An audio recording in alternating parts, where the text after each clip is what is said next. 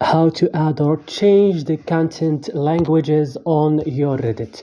Welcome guys, I will show you how to do this right now on Reddit. So watch this video till the end. Open first your Reddit, and as you know, it will open directly on your homepage. So you just have to go and click here on your profile. So right now go click on this settings, and you just have to go to content language. Click on it. Here click add language because I didn't have any language. For example, I will choose a language that I understand.